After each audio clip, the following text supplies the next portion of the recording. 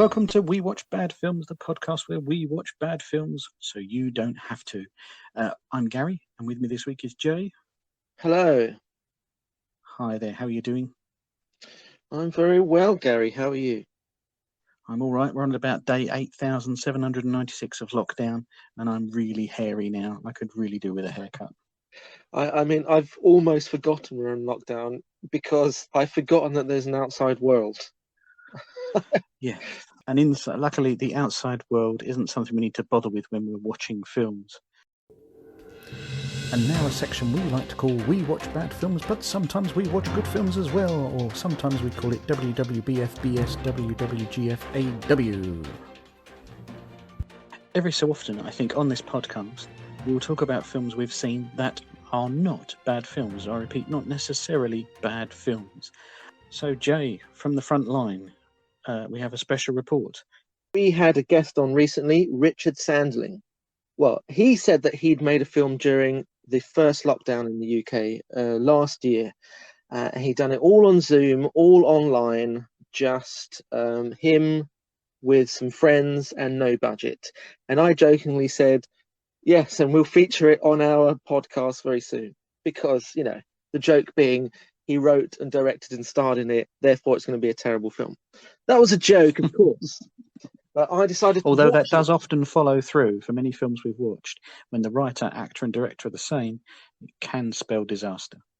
Absolutely. And I think just based on that, I wanted to watch it. So I watched it, Gary. It's called Phase, and it is about it's about Richard Sandling, basically, because it's mainly just him in his room. So if I could just set the scene, there's a man. In fact, I'm not sure if he ever gives his name, but I'm just going to call him Rich.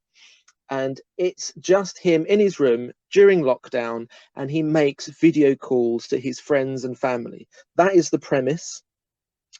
And he did it all himself. When I say he literally did it all himself, I think he, apart from his guests who appear in it, it is all written and edited and recorded by himself, including the theme music pops up every now and again, which really makes him some sort of low-key auteur. So that's pretty cool. It's an interesting film. You can definitely tell there's no budget whatsoever, but I really enjoyed it. I actually enjoyed it. I was quite impressed with the ability to do something like this when you got absolutely nothing to hand apart from your internet, a laptop, and some people that you know. Props. I have to give big props to Rich. Well done. It's more than I did during lockdown. I mean, I did a bit of German online, played a bit of guitar. I don't know what you did during lockdown, Gary. You were probably working still, weren't you? So, I mean, I've seen a couple of clips of Phase, and it takes part in the Zoom world. So it's got that multi-screen approach, much like a film like Time Code, perhaps, or Unfriended. Does it make good use of the multiple panels on the screen? Yeah, it does. He goes through different sort of. Sometimes it's a split screen. Sometimes it's just him on his own. So yeah, I like it. It's sort of like a really low budget Blair Witch Project. If the Blair Witch Project was in someone's bedroom, see what I mean? It's almost like found footage. Is what it's kind of like. Right. Does that mean it's the kind of story that has a couple of twists in it without giving anything away? Well, I'll let you into a little bit of a sort of précis of the very basic story without any spoilers. So obviously this man is in lockdown, so he is just talking to his friends and family on video calls, a lot of which is very amusing, and some of his friends are a bit wacky. He also is trying to have a gig sorted out for himself. So he's trying to do an online gig, and it also cuts to not just friends and family, but a gig with an audience. And he also does a poetry gig. So there's different poets there as well. There's no real storyline going through it, apart from, and I'm going to be very careful here to not let off any spoilers, he does have one conversation with a friend of his, very erratic friend. We do get a sense of, oh, there's something strange going on with some of these people, and things get a bit weird. Very entertaining nonetheless. So you'd recommend it? I absolutely would recommend it, yeah, because I think it's an amazing achievement. It's got a really great premise to it, and there's some famous people in it. Phil Jupiters pops up every now and again. Very Eggsy cool. from Goldie Looking Chain, Janet Prince. We've got Kay Dupe, Katie Pritchard, Stuart Goldsmith. We've got Alexis Dubus, Stephanie Marie Napier. She's a dancer. She has a really great scene when she's dancing. Quite funny. I've got a few little quotes for you. He's talking to his dad, and he says to his dad, "Dad, you tick every box for imminent death." And his dad says, "Well, it's nice to be a noticeable demographic for once." Good. So this sounds good. I think I might want to check it out. How did you watch it? If you search on Vimeo on demand, so you search either Richard Sandling or Richard Sandling Phase or Phase Film, and it's you can rent it for a small fee or you can buy it forever for a small fee, and it's worth it. I would go and support up and coming artists during this pandemic, doing worthy things. I think it's a good thing. Spoken like a struggling artist yourself. Yeah, Great. I will go and find that and drop a link to that in the description. Excellent. Thanks very much for this special report. So on to our film for this week, our actual bad film, back to the plot. So as always, I'm in the dark a little bit. Jay, what are we going to watch this week? Well, also recalling some of the conversations we've had recently with some of our special guests. We had a special guest an episode ago, Nick, who was talking about some films that we haven't seen yet, but which are we both know are categorized as some of the best worst films ever. Yeah, I got a feeling I know where this is going. Yeah, exactly. He was talking about John Travolta.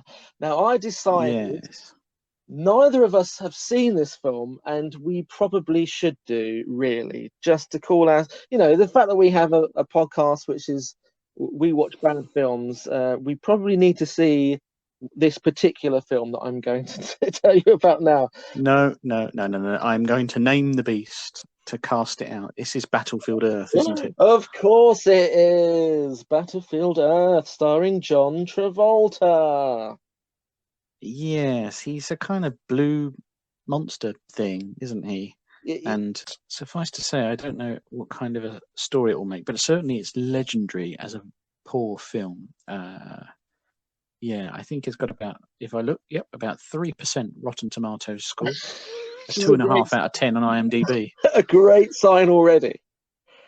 Yes. Yeah, these are becoming my watchwords. Someone forwarded me a link to a supposed bad film in the week. And I said, we can't watch that. It's 5 out of 10 on IMDb. It's far too good for us. Yeah, I think, if it's got a single digit, then we put it on the list. But it has to be really, really low because there are so many. I assume you're talking about Rotten Tomatoes there because IMDb goes out of 10. So 9 out of 10, that would count. Yeah, 9 out of 10. Yeah. No, I'm talking about Rotten Tomatoes. Rotten Tomatoes, if it's under 10, then it goes on the list. But there are so many bad films under that sort of like heading of below 10%. We're looking for good bad films, or at very least unforgettable bad films. I think interesting is enough. That's our bar. Yeah. There's a great quote enough here. To spool out a 40-minute podcast anyway. I've got a great quote here from the New York Times, and so they should know what they're talking about. "This may well turn out to be the worst movie of this century." That's the New York Times for you. Yeah, and wasn't it released in 2000? It was, yes. So, it's a good time to release your sci-fi film. You got The Matrix, the Star Wars prequels. So, why not do a space-themed action movie starring John Travolta? But well, of course, as the Los Angeles Times says, what was he thinking? Well, I can't stand this anymore. Let's get it over and done with. You guys go and listen to the trailer. We'll go and watch the film and tell you what awful time we had on the other side of it.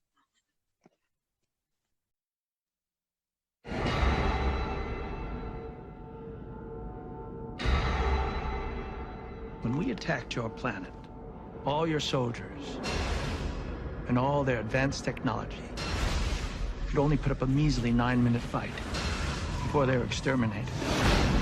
Which is why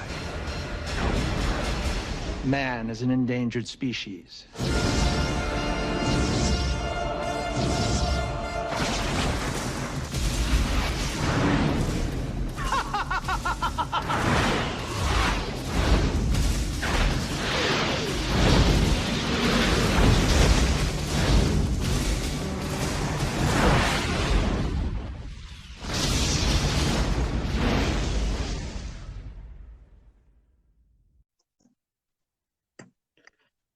Hello and welcome back to We Watch Bad Films, where we've just watched Battlefield Earth from 2000. If you've ever listened to this show before, you know the first thing I do is I run down a synopsis of the film. I can't bring myself to do it. You know, it has a reputation well before as being a bad film, and you know, you think you can't watch a worse film, and that really was so bad. It was so bad. I can barely summon up the energy to even enunciate how bad it was.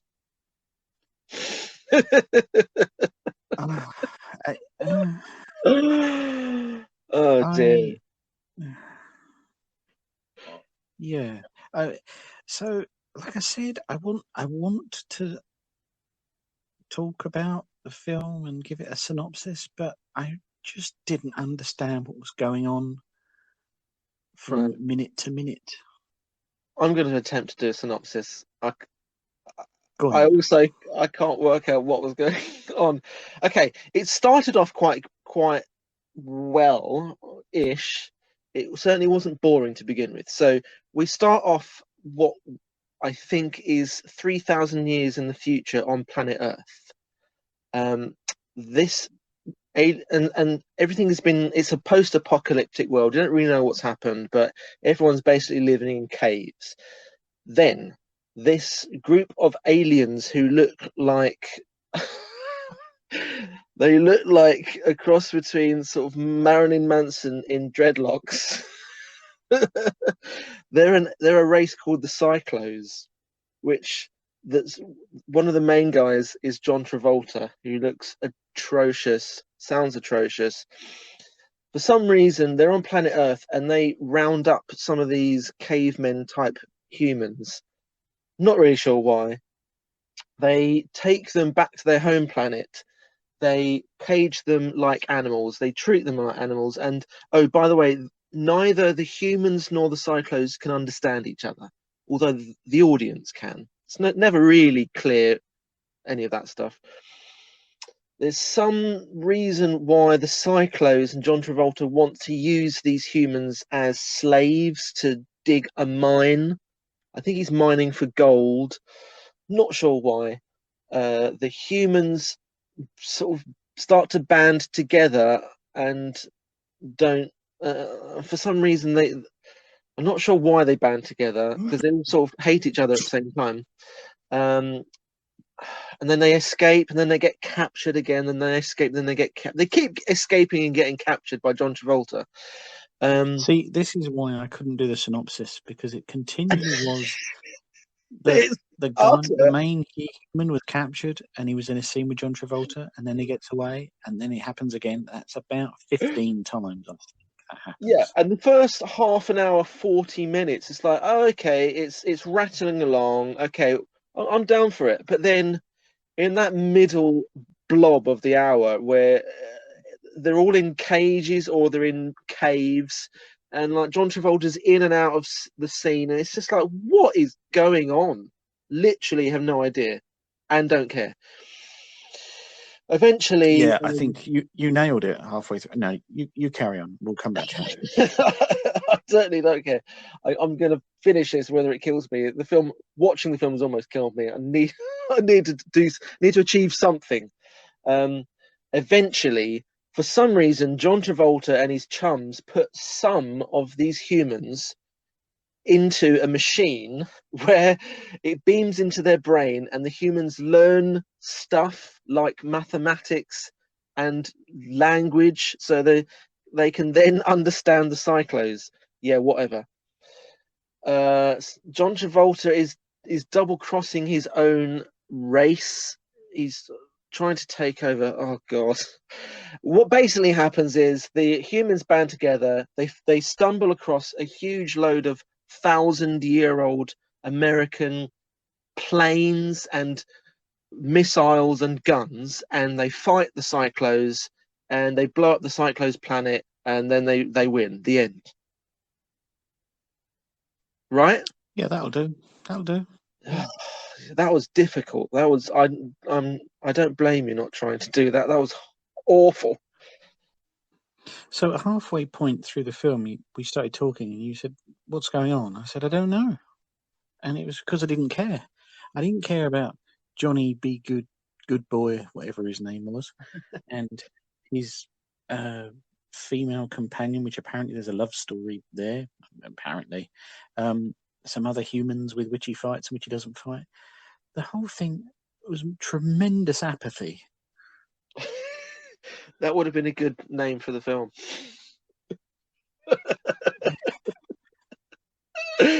Yeah, I didn't. Yeah, you hit the nail on the head. I didn't understand or care. There was too much of John Travolta in his stupid outfit, and not enough of the main character. And the main character, I say character. There was no character really. It was just the actor with long hair, looking like he was constipated, running through caves and fields for about 2 hours. It was devoid of so many things.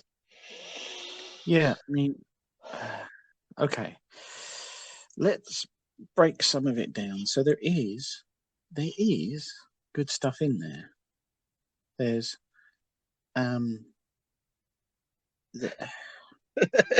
Go for it. No.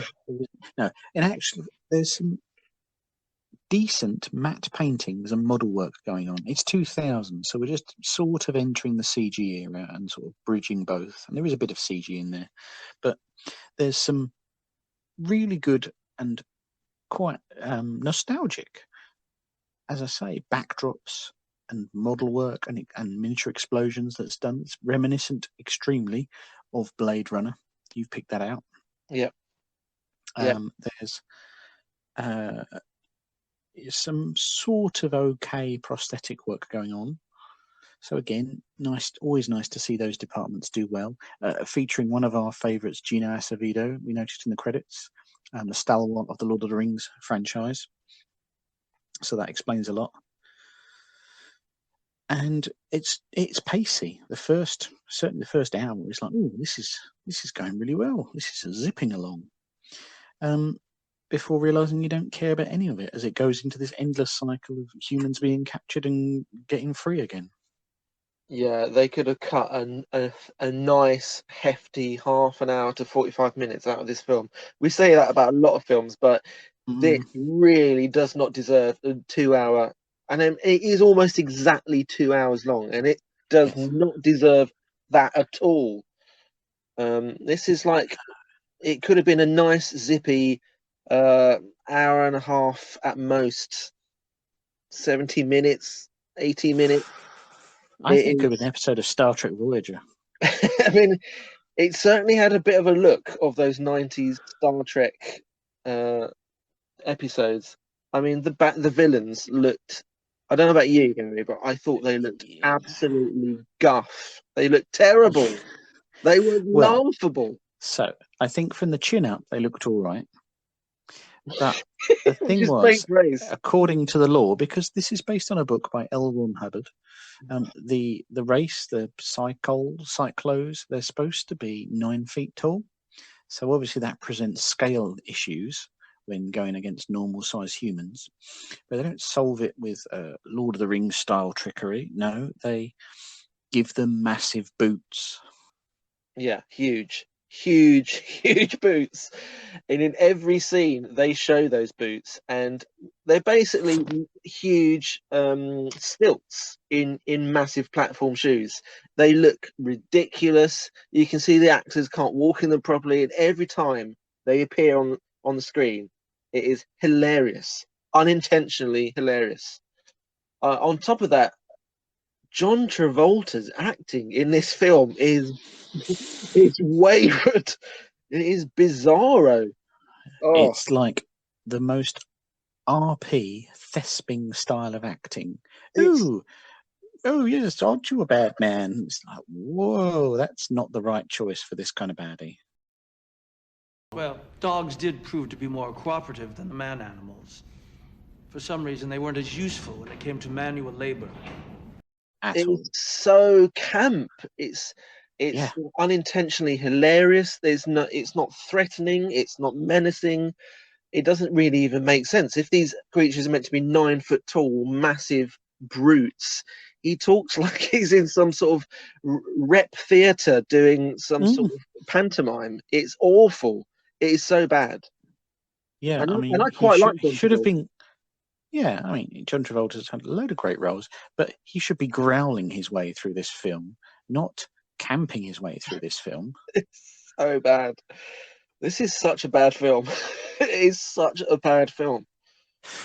When One it point, comes, you said that it looked like an Armstrong and Miller sketch. it does. It looks like some '90s comedy sketch with a couple of Yeah, Oxbridge comedians. It's like a send up of a sci-fi film. It's so bad. I was reading about it, and apparently the co-writer, his name is J.D. Shapiro. He was sacked thanks to his determination to maintain a comic tone. Well, he also then totally apologized for the film profusely in many interviews. You can tell that the tone of this film is all over the place. It's funny when it's not meant to be. It's boring when it's meant to be action. It's such a mess. It's such a mess. Wow. and our main character, Johnny Goodboy, just has no personality at all. We don't cheer for him. We don't care for him at all, and that's one of the biggest problems: is that our main character is pointless. The main character is John Travolta. He is the producer. Well, yes. He has almost more screen time than anyone else. He has the final shot of the film. His character has the only character in it, really. Everyone else is just grimacing and grunting through this film, and it's bizarre. The fact that your main villain is the main star of the film, yeah. Yeah, and that probably explains exactly why John Travolta did the accent he did, because if he wasn't the producer and stumping an awful lot into this passion project, some director or somebody or another producer would have gone, this isn't right. You need to fix this. But because he probably had so much power on this shoot, I imagine he said, no, this is how I'm doing it. Thanks very much. Yes, apparently he a lot of his friends in the business are saying, "Oh, since you've done Pulp Fiction, you've become one of the most powerful actors in Hollywood." And he said something along the lines of, "Well, what's the point of all this power if I can't use it?" And that's what he did. He tested his power and made this, and and it backfired massively. That's why he shouldn't make it, because it's rubbish. Well, it's a film that's transcended being rubbish and, probably gets people still watching it just out of curiosity, much as we've done today. And I know we usually finish our reviews by saying, would you recommend it? But I can't say that you should watch it. I really can't, because it's not enjoyable. I'd go and watch a clip of John Travolta acting. You can't hear me doing air quotes there. But that's about it. The rest of it is just not worth bothering with.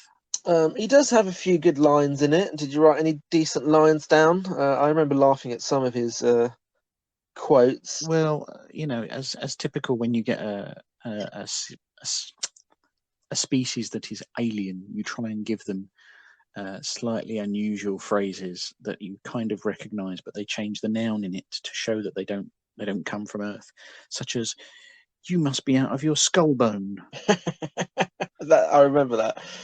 which is like clunk, clunk, clunk, Yeah.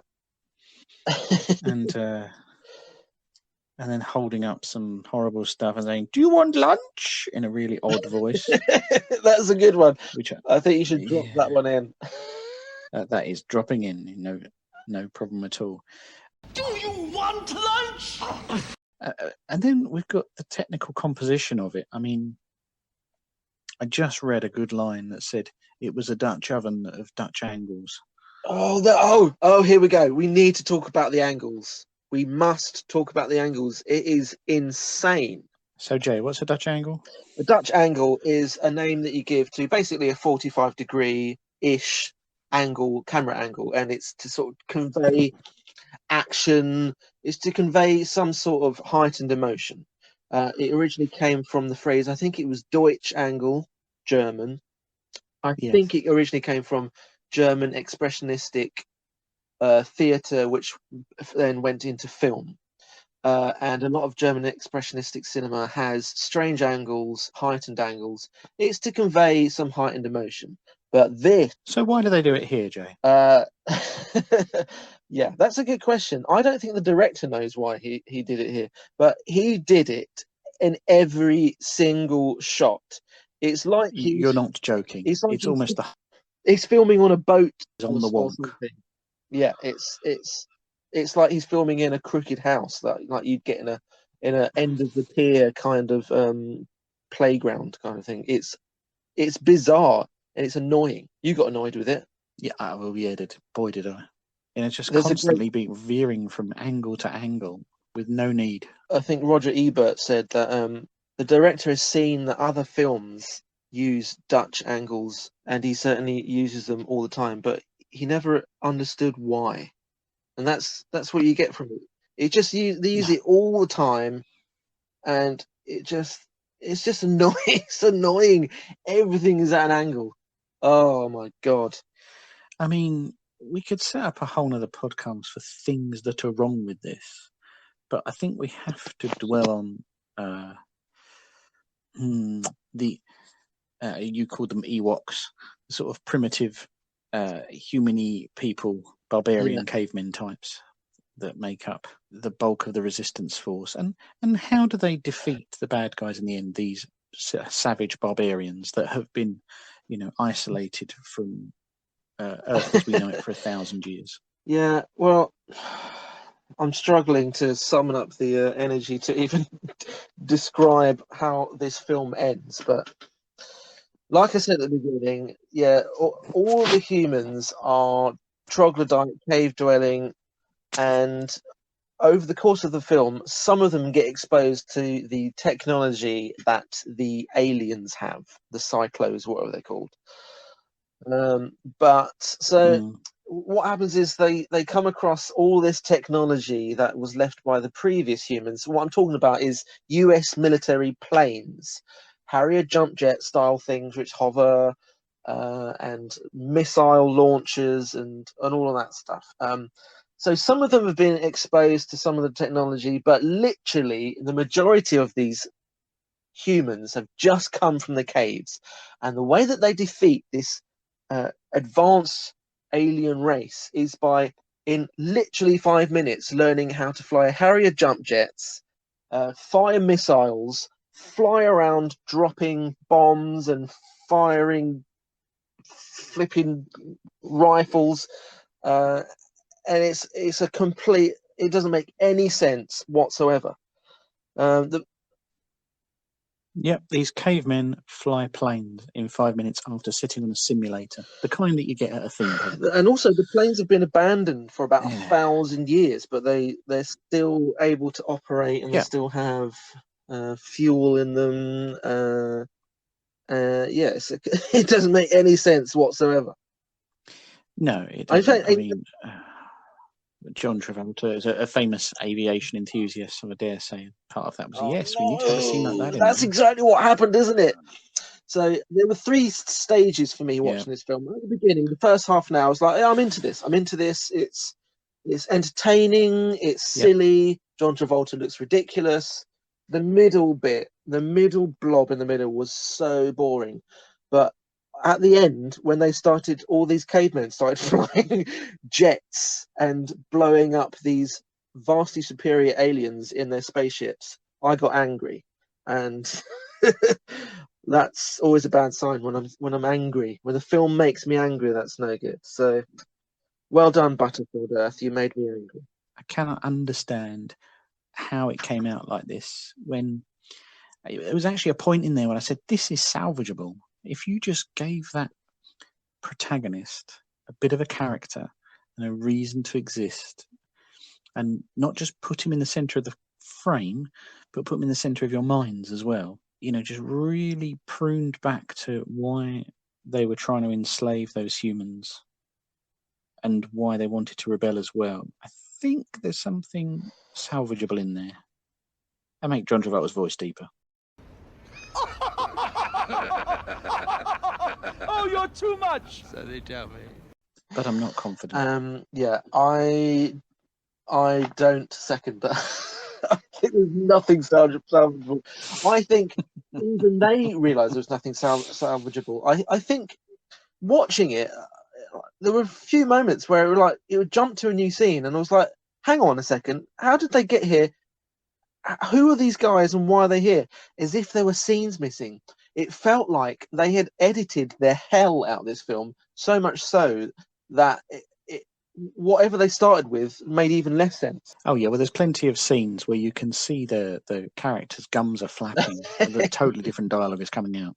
So in the edit, they were like, we need to sort of salvage this altogether. Can I just read out this quote by Roger Ebert from the Chicago Sun, please? This is Please do, because it'll avoid me having to try and come up with something entertaining to say about watching this film was like taking a bus trip with someone who has needed a bath for a long time. It's not merely bad, it's unpleasant in a hostile way. I watched it in mounting gloom, realizing I was witnessing something historic. A film that for decades to come will be the punchline of jokes about bad movies. Oh, and he's not wrong. John Stewart says it's a cross between Star Wars and The Smell of Arse. That's very good. I'm trying so badly to find good things to say about it. That was all at the beginning of the film, and since then the film trampled all over me, and I can't bring myself to say anything good about it. But the music, I mean, they've employed a full orchestra, so they've spent some money. It's bombastic, it's not bad, it's completely forgettable, but, you know, it's competent. I tell you what's good on IMDb is that IMDb has been going a long time, so much so that you can find reviews that are contemporaneous with the release. E.g., DC Smith says, on the 10th of May 2000, I saw this movie as a free sneak preview tonight, and it was terrible. I don't want to spoil it. Well, it wouldn't hurt much, but I have a sneaking suspicion that military hardware would not survive for 1,000 years without maintenance. Exactly. Yeah. It's just so dumb. Utterly dumb. I don't want to waste any more of my life talking about it, so I want to consign it to the bin, and I do not recommend it to anybody. Hey, Gary, even is this for the worst value. movie you've watched so far? I mean, do you know what? I think it is. I think, you know what? I feel dumber. I feel like dumber having John watched Travolta has opened up my skull bone and scooped out half of my brain with his big flapping prosthetic alien fingers. Yeah, but the question is, were there 5 fingers or 6? Because they were different depending on what scene you were in. He doesn't care. Nobody cared. Nobody cared. We don't care. They don't care.